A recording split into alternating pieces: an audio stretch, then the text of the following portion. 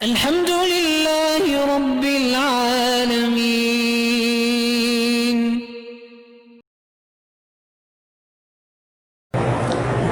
کہتے ہیں جی کہ پاکستان میں اگر کوئی آدمی وکالت کرنا چاہے، ایڈوکیٹ ہے، میرا بھائی وکالت کرنا جرم نہیں ہے، لیکن بات صرف اتنی ہے کہ تم حق والوں کی مخالفت نہ کرو، تم قاتل کی مدد نہ کرو، تم ظالم کی مدد نہ کرو۔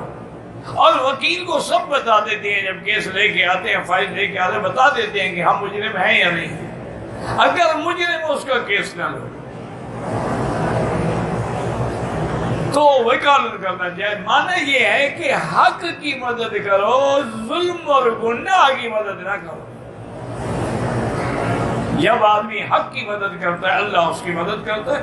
چند دن تو تمہیں تکلیف ہوگی کہ لوگ نہیں آئیں گے، لیکن پھر الحمدللہ آنا شروع ہو جائیں گے۔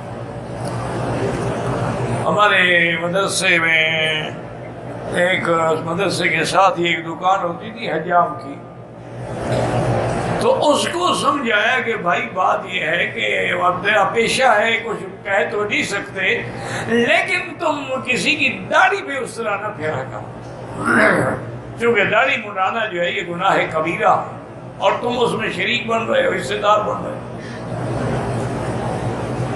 اس نے کہا کہ حضرت بات ٹھیک ہے، لیکن پھر یہاں تو ہر آدمی آتا ہی شیو کرانے کے لیے ہے۔ میں نے کہا تم چھوڑو اس بات، اسی کی حجامت کرو جو شرعاً حجامت ہے۔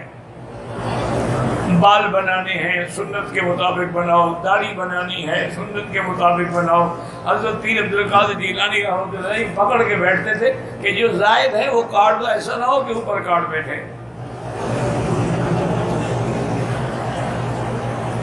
آج کل جو ہمارے سالون ہیں نا جی، جہاں یہ حجامت وغیرہ ہوتی ہے، یہ تو شریعت کے مطابق اصل تو ناخن اتارے، یہ نہیں اتارتے، توہین سمجھتے ہیں۔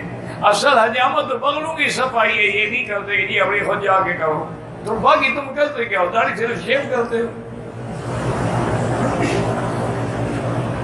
تو بہرحال اس کی بات سمجھ میں آ گئی، کہنے لگا، میں نے کہا دیکھو اللہ کے بندے، تم اللہ کے لیے یہ غلط کام چھوڑ دو، اللہ مدد کریں گے۔ یقین کریں کہ وہ 15-20 دن بیچارہ تو بالکل ایسے ہو گیا نا کہ کوئی آتے نہیں تھا، اس کے گھر کا خرچہ ہی پورا نہیں ہوتا تھا۔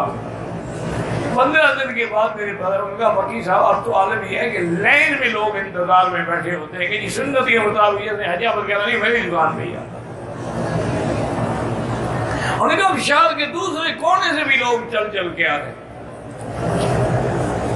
اس لیے ہمیشہ یاد رکھیں کہ تھوڑی سی آدمی کو تکلیف ہوتی ہے سنت پہ چلنے میں، لیکن کامیابی اسی کی